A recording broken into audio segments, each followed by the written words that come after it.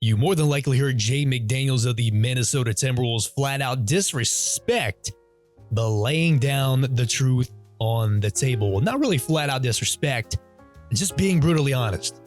Hey, that Nuggets team, that Jokic, that Murray, that Gordon, that Watson, that Brown, they're all bad defenders. He didn't say they were ass. Didn't say they were necessarily subpar, though that does lead into a correlation with being bad or below average. But hey, this Nuggets team lacks the athleticism, especially with the loss of KCP. Yes, I understand you have Brown, but they're not good on defense. Attack them, and you will win. Now, out of all the guys on that Minnesota Timberwolves team that have the capability and the accolades to talk smack, of course, we know Anthony Edwards, the biggest trash talker in this league, the most premier. Put him up on a pedestal. He knows when Anthony Edwards talks smack, he can back it up. He does not back down to anybody. Kevin Durant, LeBron, nobody. Who else can you throw in there? Julius Randle. Hey, if Julius Randle wanted to talk his shit, he could talk his shit. Rudy Gobert, 3-4-time Defensive Player of the Year. A lot of people, a lot of casual fans, they hate on Rudy Gobert because it's Rudy Gobert. But hey, you know, you got to give credit where credit is due. He's won the award 3 or 4 times, so he has the accolades and awards to where, hey, I want to point out how poor this team plays on defense. I have the capability and the credit to talk about how poor this team is on defense. And ladies and gentlemen, guess what? It showed. It showed how bad, not really just how bad Denver was on defense, but it showed how bad Denver's energy was. It showed how bad Denver's heart was. It showed how bad Denver's passion was. Denver is now taking a one-way trip. Shit, they're probably already there. To Cancun, chilling out by a resort, off the Gulf, getting their asses kicked by said Jaden McDaniels. 32 points and 10 rebounds. Folks, this is an organization that has won a ring within the last few years. I'm not saying they're going to keep running the West year after year after year, but to come out there and put in the effort you just portrayed, and this isn't like new news. I'm recording this Tuesday, May 5th. Their asses have been out since last week. Minnesota played last night, and they won. They stole game 1 in San Antonio. But we're talking about, this is the same series for Minnesota where Dante DiVincenzo suffers one of the most debilitating injuries you can suffer as an athlete, a torn Achilles. Anthony Edwards, that same game, bent his knee into an acute angle, the hyperextended knee. Shit, he came back last night. And the one guy that stepped up for Minnesota, when those two guys, when the big Ragu went down and when Ant went down, Ayo Dosunmu had 43 in that game 4 to lead Minnesota to victory. Perfect. It's game 6. Ant's out. DiVincenzo's out. Naz Reid suffered an injury as of recent, though he came back played. Ayo Dosunmu, it's going to be up to you, my friend, to lead us to the homeland, to have us, to assist us in beating the Denver Nuggets. The momentum should be shifting onto the side of Denver. We have 2 guys out.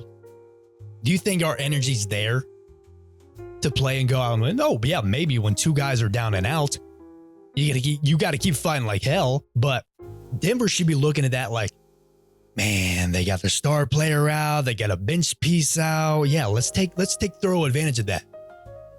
Ayo Dosunmu was out in that game 6 with I believe it was a calf issue. Timberwolves brought out 8 guys in that game, yet they still won. Nuggets fans, I want to ask you a question. Well, let me just say this. It's not a question, it's more of a statement. It's not even lunchtime yet. It's 10:30 in the morning. You just got done eating breakfast, but I would be throwing up my future lunch at the thought of this team actively trying again next year to end up the same place you're in right now. Asking yourself, man, what happened? We were doing so good in the regular season. The Nuggets, we were still winning games without Jokic the month he was out with his respectful hyperextended knee. Murray was kicking shit into gear. What happened? We're out already to Minnesota in 6 games? We wanted to play them. Let me ask you this. What is your team's purpose? What is there to look forward to? Yes, you can still, yes, you have a few more years of prime, well, probably more than 3 of prime Jokic. Look at Jamal Murray. He had a hell of a career year in year 10. Christian Brown, he gets this contract extension kicks in next year. Can we get Aaron Gordon healthy? Peyton Watson look good this year. Hey, can we still remain, away from playing contention in the West? I just feel like there's nothing to look forward to at all for Denver. Let me take back what I said. Yes, I mean, shit. I understand you guys want a ring in 2023. That's pretty recent. But after that, it's just been, I'm not going to say you've been hitting a sharp decline, but it's been very disappointing to say the least. You play good in the regular season. You get everybody's hopes up. You get the odds on your side. You get the favor on your side, and you can't take advantage of it. And, you can talk about Jokic. Oh, yeah, as long as Jokic is on this team, he's not going to request a trade. This isn't going to be like some, Giannis and Bucks ordeal. He is here to stay in Denver for the rest of his NBA career. He is the best player in the world. Now, let me tell you, you can glaze Nikola Jokic and his, superficial analytical numbers all you want. He had a very shitty series. Again, Rudy Gobert was a hammerhead to Jokic in a series where that momentum should have shifted over to Denver when Ant got injured and when DiVincenzo got injured. The Sooners stepped up, had 43, and then the Wolves won. Nuggets took 5, and then the Wolves took 6, and then it's so on and so forth. Now let's hit the rewind button real quick. So it was belt to ass in Game 7 against the Wolves in 24, which I believe you guys choked a 20-point lead, if I'm not mistaken. Belt to ass from OKC. Hey, you took the Thunder to 7 games last postseason. And essentially belt to ass from the Wolves this series. When you were the 3rd seed and you were the favorite to win in each and every single game. And that comical part is, looking at the Nuggets the last 3 regular season games, they were shaping up. They wanted Minnesota so bad.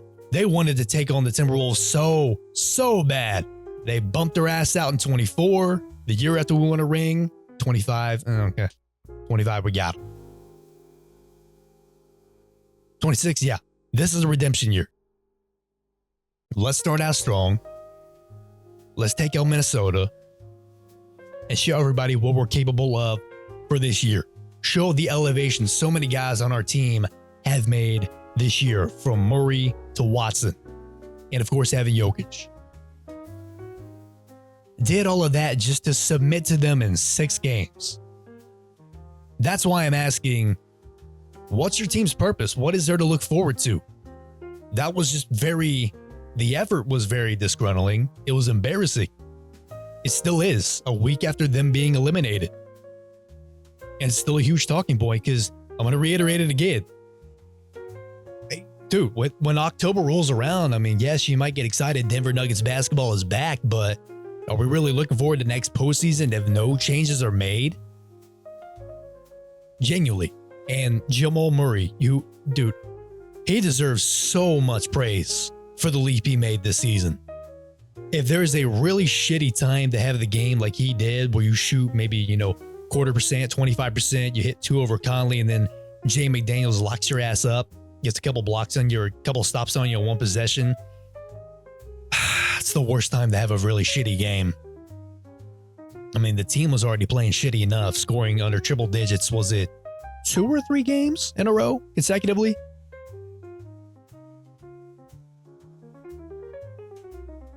Terrible time to have that game. And something like I mentioned, I briefly touched on that. The Wolves rolled out 8 guys in that game, and Shannon Jr. played, his playing time was pretty up and down, pretty topsy-turvy. He played essentially 3/4 of a game, played 36 minutes. Bones Highland played like 9.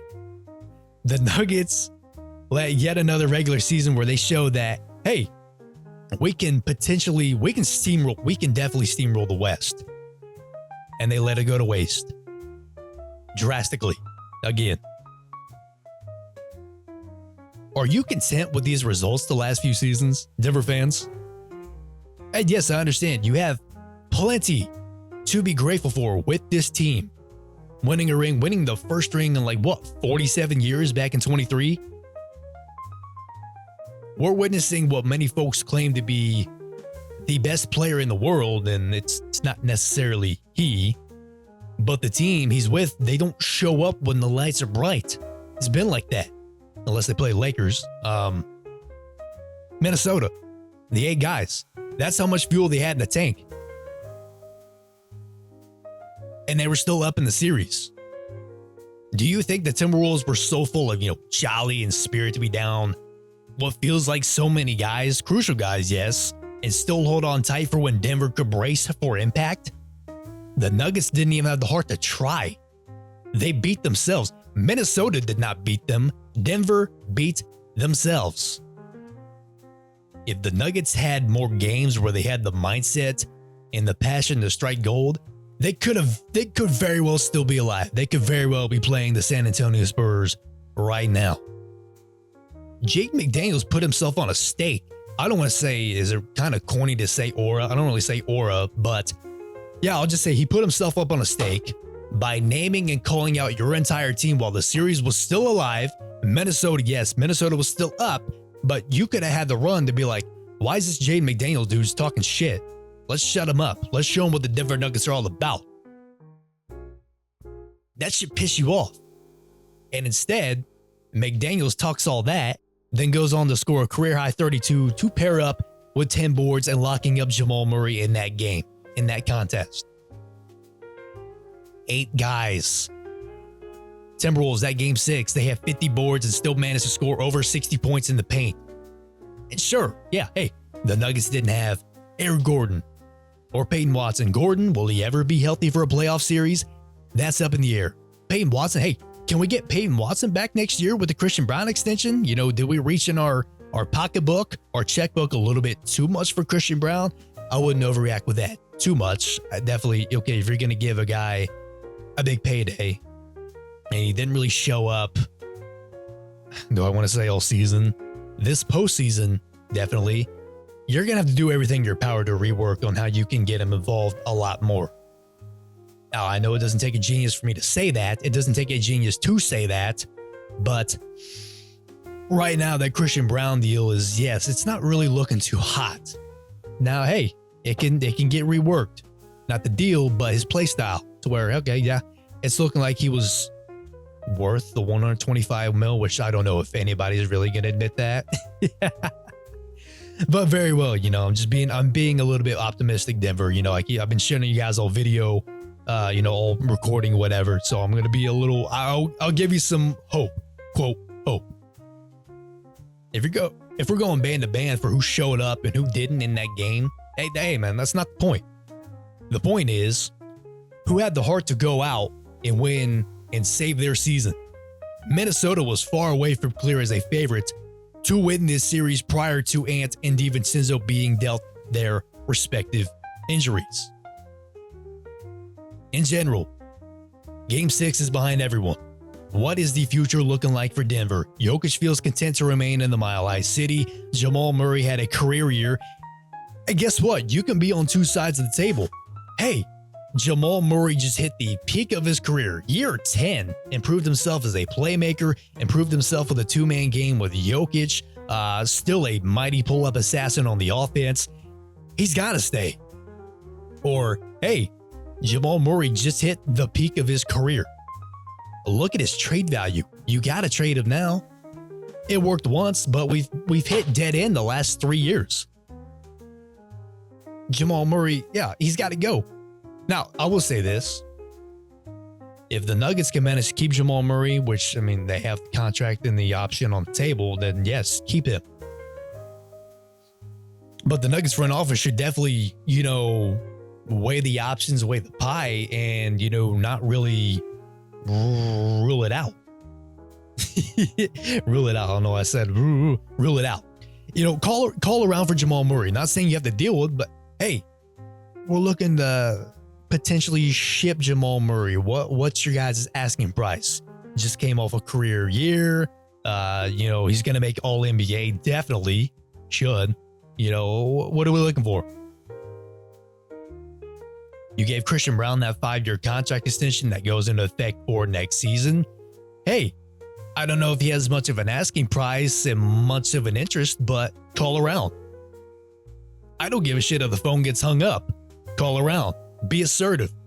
If David Adelman wants to be, assertive to the media that shit is sweet in Nuggets camp, the front office can call around and send offers like shit is sweet.